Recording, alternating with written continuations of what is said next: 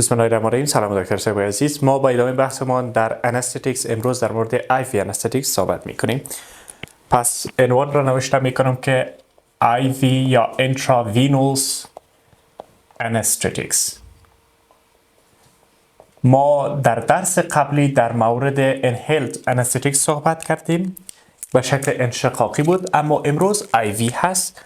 IV Anesthetics. در IV Anesthetics یکی داریم Induction Agents، او ادویه هایی که به خاطر با وجود آمدن اندکشن استفاده میشود و Adjuvant Agents، یعنی او ادویه هایی که به حیث کمکی در کنار این ادویه ها استفاده میشه. در Induction Agent سه دانه ادویه های مهمی را ما در اینجا داریم که عبارت از پروپوفول هست، پروپوفول، ایتومیدیت و همچنان کتامین. این سه دانه ادویه هاست. و در ادجافنت اجنت در این قسمت یکی بنزو دیازپینز هست. بنزو دیازپینز استفاده میشه، به این شکل اوپیاتس هست و سوم هم باربیتوریتس.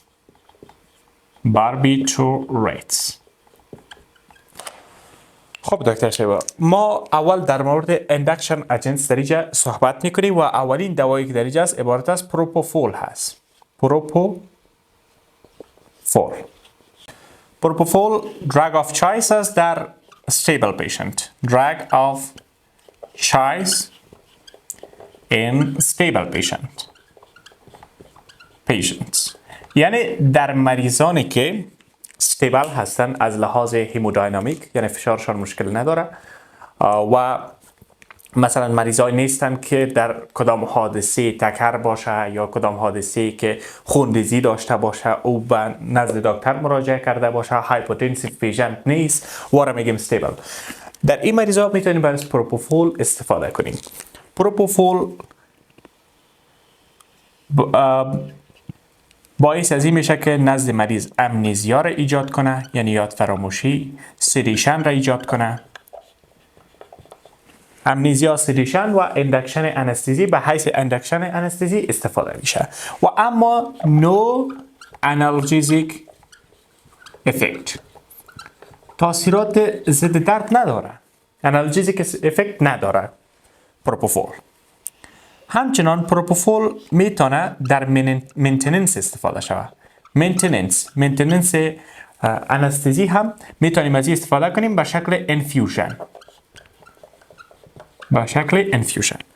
و این ادویه دکتر صاحب عزیز توسط وظیفه خود را چگونه انجام میده؟ گفته میشه که توسط گابا مودولیتور، یعنی باعث از این میشه که تاثیرات گابا را افزایش بده. تاثیرات گابا که افزایش پیدا کرد باعث سینس دپرشن میشه و اندکشن انستزی را به عهده داره و در ظرف 30 الی 40 ثانیه باعث از این میشه که نزد شخص انستزیا ایجاد شود، اندکشن انستزی ایجاد شود در 30 الی 40 ثانیه.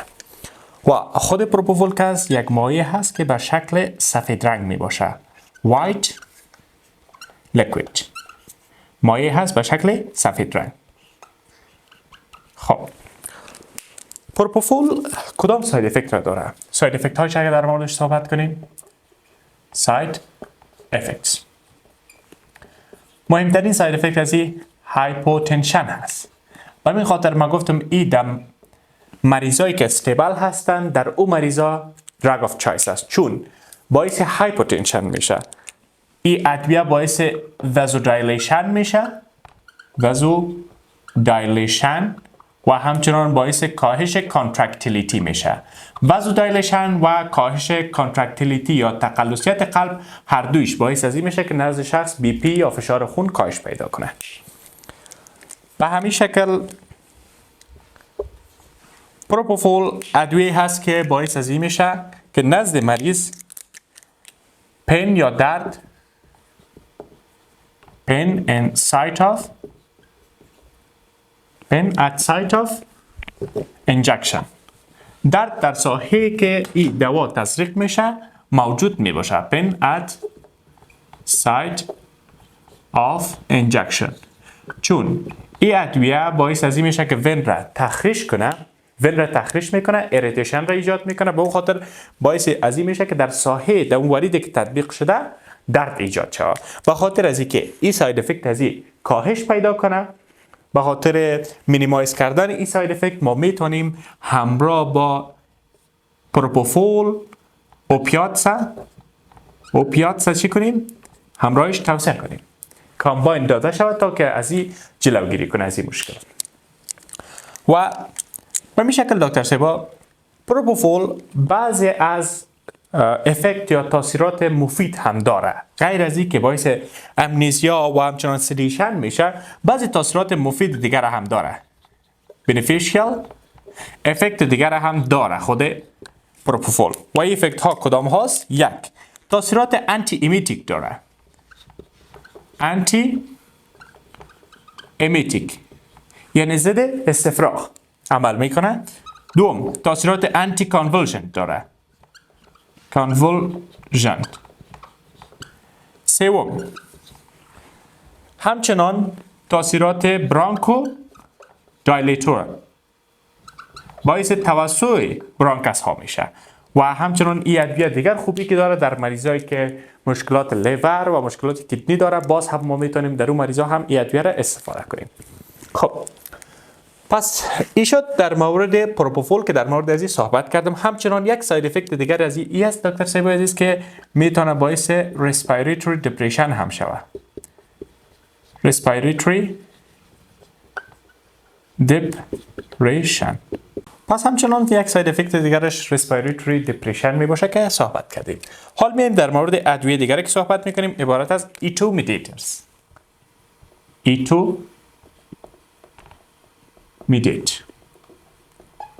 ایتومیدیت دومین ادویه هست که در اندکشن انستزی ما میتونیم از این استفاده کنیم، اما این در مریض هایی که انستیبل هستند در وا دراگ آف چایس است. انستیبل پیشنتس، مریضانی که انستیبل هستند. در استیبل چی را استفاده کردیم؟ پروپوفول را. اما یک مریضی که انستیبل است، یعنی هایپوتنسیو پیشنت باشه، فشار خونش پایین باشه، چون ایتومیدیت بالای فشار خون و قدر تاثیرات نداره، از لحاظ هیمودینامیک خنثی است این ادویه، با اون خاطر ما میتونیم از این ادویه استفاده کنیم بجای از اینکه از پروپوفول استفاده کنیم. ما پروپوفول را در مریض هایی که هایپوتنسیو هستند دوا از این توصیه نمی کنیم، چون باعث از این میشه که از اون اشخاص هایپوتنشن دیگه هم تشدید کنه. و از کدام ادویه استفاده میکنیم؟ ایتومیدیت همچنان باعث از این میشه که نزد شخص امنیزیا و سدیشن را ایجاد کنه. و اما این نو آنالژزیک افکت، تاثیرات آنالژزیک نداره این ادویه هم. این شکل پروپوفول ای هم باعث از این میشه که modulates GABA receptors. modulates GABA receptors باعث از این میشه که در GABA receptors تغییرات را ایجاد کنه و فعالیت GABA را افزایش بده. یعنی GABA که وقت فعالیتش افزایش پیدا کرد، اکتیویتی گابرژیک نیرون ها افزایش پیدا کرد، در نتیجه باعث سینوس دپرشن میشن و نزد شخص انستزیا اندکشنش باعث میشن. خب آنست از که از دکتر صاحبای عزیز، آنست از هم مثل پروپوفول کمتر از 1 دقیقه صورت میگیره. ولی در اینجا این ادویه مشکلش در چی است؟ ساید افکت های از این است. من میخوایم در مورد ساید افکت های از این صحبت کنم. ساید افکت ساید افکت از این ادویه میتونه باعث به وجود آمدن نازیا و وومیتینگ شود. در بیشتر از more than 30% مریضایی که بر از ایتومیدیت توصیه میشه، در بیشتر از 30% یا تقریبا 30% در یا نازیا و وومیتینگ را ایجاد میکنه، در حالی که ما برای شما گفتیم که پروپوفول انتی ایمیتیک افکت داره، اما این انتی ایمیتیک افکت نداره، بلکه میتونه خودش باعث با وجود آمدن نازیا و همچنان وومیتینگ یا استفراغات و دلبدی شود. این یک ساید افکت عزیز. دوم، دومین ساید افکت که در ایتومیدیت دیده میشه ای باعث مایکلونیک موومنت، یعنی باعث ازی میشه که نزد شخص مایکلونیک موومنت را ایجاد کنه. ما در مورد مایکلونیک در سیجرها بر شما صحبت کرده بودم وقتی که در مورد آنتی اپیلپتیک دراگ صحبت کردیم. ما میتونیم که همراه با ایتومیدیت برای این مریضا بنزو دیازپینز را توصیه کنیم، بنزو دیازپینز، تا که از مایکلونیک موومنت چی کنه؟ جلوگیری کنه. و همچنان دیگر ساید افکتی که در این مریضا هست پین at site of injection، مثل پروپوفول، این هم باعث این میشه که پن در اون سایتی که تطبیق شده با وجود بیه. و در این مریض هم ما میتونیم که وقتی که از این ادویه توصیه کردیم اوپیات استفاده کنیم همراهش، اوپیات تا که از این پن جلوگیری کنه، یا هم میتونیم لیدوکاین توصیه کنیم. خب چهارمین ساید افکتی که داره و عبارت از transient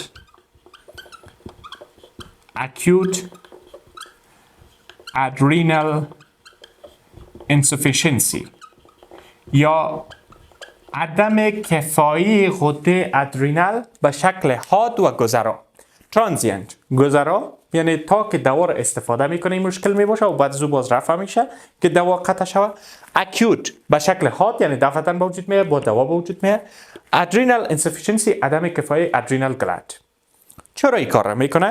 دلیلش این است که این ادویه ها باعث از این میشن که امی ادویه البته ایتومیدیت باعث از این میشه که نه بسازه کورتیزول سنتزیس را. انزایمی که در ساخت کورتیزول رول داره او را نه میسازه و بالاخره ساخته شدن کورتیزول را نه میسازه. در نتیجه به همین خاطر است که این در مینتیننس استفاده شدن نمیتونه، چون به طور طولانی مدت اگر کورتیزول نه شود ساخته شدنش این خودش مشکلات را ایجاد میکنه. پس به همین خاطر با کوشن یا احتیاط استفاده میشه در مریضانی که suspected to adrenal insufficiency، مریضایی که با عدم کفایه چی هستن؟ ما مشکوک هستیم که شاید عدم کفایی ادرینال گلند داشته باشه. و این مریضا و مریضایی که مشکوک هستیم عدم کفایی ادرینال گلند داره، ما در یا به احتیاط توصیه میکنیم، چون یکی خواه این مشکل را دارن، این دیگه هم تشدیدش میسازه. دوم در مریضایی که کرونیک به شکل کرونیک استروید استفاده میکنن، مریضایی که به شکل کرونیک یعنی مدت زمان زیادی میشه که از دواهای استروید استفاده میکنن، پس در اون مریضا هم امکان داره که برایشان مشکل ساز باشه. خب پس این شد در مورد دومین ادویه. حال میایم در مورد سومین ادویه کتامین صحبت میکنیم. و حال در مورد کتامین صحبت میکنیم. ما در مورد پروپوفول و ایتومیدیت صحبت کردیم. عنوان نوشته میکنم که کتامین. دکتر صاحب عزیز، در صورتی که این دو ادویه در دسترس نباشه یا هم بنابر دلیل ما نتونیم به مریض این دو ادویه را توصیه کنیم و در حالت سومین ادویه که میتونیم توصیه کنیم او کتامین است. ولی کتامین چرا محدود شده؟ چرا سومین ادویه است در اینجا؟ چرا ما نمیتونیم به یک مریض اولین ادویه در یعنی چایس چرا نیست؟ من این را بر شما میگم. اولین ادویه چرا نمیتونیم این استفاده کنیم؟ این ادویه که است دکتر صاحب عزیز NMDA ریسپتور را بلاک میکنه. NMDA ریسپتور انتاگونیست است، یعنی مانند گابا نیست، بلکه این چی میکنه؟ مانند پروپوفول و ایتومیدیت نیست که گابا ریسپتور را بالاش تاثیر کنه، بلکه یا NMDA ریسپتوری که بل گلوتامیت هست او را بلاک میسازه، انتاگونیست، که ما در درس‌های قبلی در مورد NMDA ریسپتور زیاد برای شما صحبت کردیم. به این شکل این ادویه ها مشکلش این است که و یگانه ساید افکتی که را محدود ساخته این است که یا باعث افزایش سمپاتیک نرووس سیستم اکتیویتی میشه، فعالیت عصب سمپاتیک را در بدن افزایش میدن. وقتی که فعالیت عصب سمپاتیک افزایش پیدا کنه باعث از این میشه که افزایش پیدا کنه هارت ریت، ضربان قلب، افزایش پیدا کنه کاردیاک آوتپوت یا دهانی قلبی، افزایش پیدا میکنه بی پی فشار خون، به این شکل باعث از این میشه که افزایش پیدا کنه pulmonary arterial pressure فشار ریوی، شریان ریوی arterial pressure باعث برانکو دایلیشن میشه. برانکو دایلیشن. پس اینمی افزایش عصب سمپاتیک، فعالیت عصب سمپاتیک، این باعث میشه که این ادویه چی شوه؟ لیمیت شوه، محدود شوه یوزش. خب کیتامین آنستش که از بسیار سریع هست، مثل پروپوفول و همچنان ایتومیتیت رپید آنست داره، یعنی سریعا باعث از این میشه که نزد شخص اندکشن را ایجاد کنه. و یک گپ مهمی که در کیتامین است، کیتامین بسیار قوی پاورفول آنالژیزیک افکت داره، یعنی ضد درد، تاثیرات ضد درد قوی داره. پاورفول آنالژیزیک افکت داره، در حالی که دو ادویه دیگر ما این تاثیر را نداشت. خب دیگر ساید افکت از اینه که در موردش صحبت کنیم، ساید افکتس یا ادورس افکتس.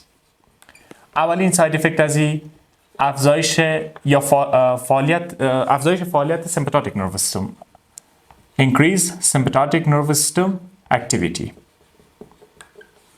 وقتی که فعالیت عصب سمپاتیک افزایش پیدا کنه، قسمی که ما بر شما گفتم اینی مشکلات را به وجود میاره. یعنی در مریضا، در کدام مریضا پسی خطرناک بوده میتونه؟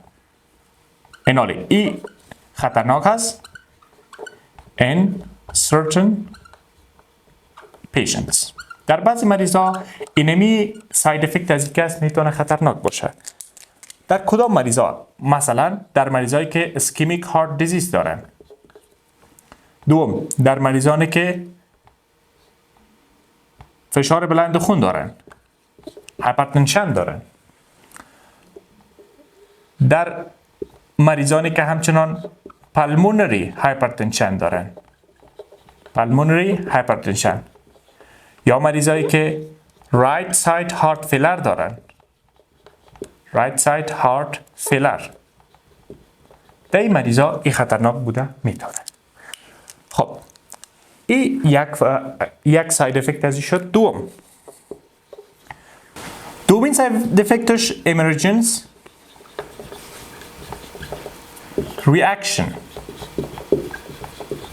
امرجنس ریاکشن یعنی وقتی که برای مریضا ادویه کیتامین استفاده میشه، زمانی که این ادویه قطع شد و مریض در حالت ریکاوری قرار داره، در این زمان این ادویه میتونه باعث ازی شود که مریض خوابهای گدوت ببینه، خوابهای ترسناک ببینه، هالوسینیشن داشته باشه.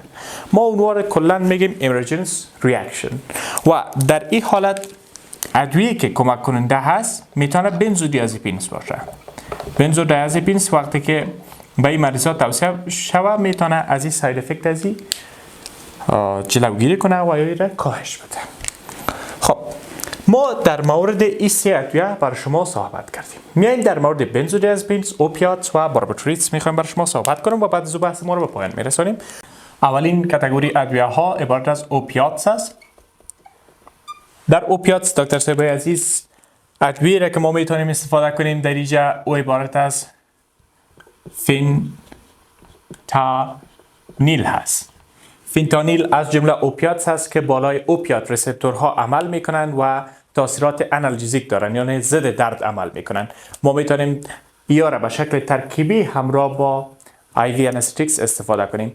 و دکتر صاحبا در مورد اوپیاتس ما در درس های بعدی صحبت میکنیم، یعنی فصل بعدی که ما در موردش صحبت میکنیم او اوپیاتس هست. به این خاطر ما فعلا در مورد مکانیزم و تاثیرات از یا برای شما صحبت نمیکنم، فقط نام های ادویه های را میگیرم که میتونیم ما در اینجا استفاده کنیم. یکی فنتانیل هست که میتونیم استفاده کنیم، ولی اگر این ادویه نباشه میتونیم جایگزین از این سوفنتانیل را استفاده کنیم، یا هم میتونیم ادویه دیگر را استفاده کنیم مثل ریمی فنتانیل. یعنی میتونیم از این دو ادویه به شکل جایگزین از این استفاده کنیم، ولی ادویه خوبتر که است عبارت از فنتانیل هست. این شد اوپیاتس و گفتیم تاثیرات چون که است یا آنالژیزیک هستند. بعد از او بنزو دیازپینز است. بنزودیازپین در فصلهای قبلی در انزیولیتیک و هیپنوتیک درگز ما بر شما صحبت کرده بودم که این ادویه ها باعث از این میشن که در گابا ای ریسپتور وصل شوند و همچنان باعث کلوراید انفلکس شود. کلوراید انفلکس شود یعنی گبرجک نیرون ها را اکتیویتیش افزایش میده و به این شکل باز این ادویه ها باعث از این میشه که نزد شخص تاثیرات انزیولیتیک داشته باشه و این شکل تاثیرات در امنیزیا یعنی یاد فراموشی ایجاد کنه و همچنان انتی کانولژنت تاثیرات داشته باشه. این میشه تاثیرش که برای ما و شما مهم است، به این خاطر است که ما را در همراه با انستزیا استفاده میکنیم در حالت انستزی یعنی انزیولیتیک، امنیزیا و انتی کانولژنت. قبل از جراحی این میتونه باعث شه که انزایتی یا اضطراب را نزد مریضا کاهش بده. با خاطر ما میتونیم یاره استفاده کنیم. در بنزودیازپینز ادویه هایی که استفاده میشه، ادویه که معمولا استفاده میشه او عبارت از میدازولام هست. میدازولام. ولی اگر میدازولام در دسترس نبود میتونیم جایگزین از این ادویه های مثل لورازیپام را استفاده کنیم. لورازیپام را هم میتونیم و جای از این چه کنیم استفاده کنیم. خب دیگر داریم باربیتوریتس. در باربیتوریتس یک ادویه است به نام تایوپنتال. یعنی از جمله خانواده باربیتوریتس هست. باربیتوریتس هم عین شکل بنزودیازپینز عمل میکنه که من بر شما در درس‌های قبلی گفته بودم. تایوپنتال اولترا شارت اکتینگ است یعنی بسیار اکشن یا دیوریشن اف اکشن از خیلی کوتاه هست. تایوپنتال میتونه به حیث انستتیک درگز هم استفاده شوند. یک پوتنت انستتیک درگ هست و تاثیرات آنالژزیک کم هم داره، اما فعلا این ادویه قدر استفاده ندارد چون ادویه های بهتر از این موجود هست، به خاطر ادویه کمتر استفاده داره. و گپ دیگه در مورد از این است که تایوپنتال یا باربیتوریتس ادویه های هستند که فقط 15% از را در ظرف هر ساعت میتونه لیور از وجود اطراح بسازه. پس دیوریشن اف اکشن از این خیلی طولانی میتونه در پلازما موجود باشه. با شکل طولانی مدت در پلازما میتونه موجود باشه چون در هر یک ساعت 15% از این ادویه را میتونه که لیور او را به متابولیسم برسانه و از وجود او را دور بسازه. خب در آخرین دوایی که در اینجا در موردش صحبت میکنم دکس میدیتومیدین. دکس میدیتومیدین الفا 2 ریسپتور اگونیست هست. الفا 2 ریسپتور اگونیست می باشه و این ادویه دکتر صاحب میتونه باعث سدیشن شود. این تاثیرات مهمی است. سدیشن را به وجود میاره. تاثیرات انزیولیتیک داره. باعث از این میشه که انزایتی را یا اضطراب را کاهش بده. همچنان تاثیرات آنالژزیک داره. آنالژزیک، سدیشن، انزیولیتیک، تاثیرات آنالژزیک و همچنان تاثیرات سیمپاتولیتیک. یعنی باعث از این میشه که تاثیرات عصب سمپاتیک را هم کاهش بده. پس به این خاطر است که این ادویه هم میتونه باعث کمکی همراه با انستتیک درگز استفاده شوند. و گپ دیگه در مورد از این است که نو respiratory depression باعث respiratory depression نمیشه. این یک تاثیر مهم دیگر ای است. یک تاثیر مهم دیگه است که باعث respiratory depression نمیشه. خب دکتر صاحب عزیز این بود بحث امروز ما. تا بعد خداوند یار و مددگارتان.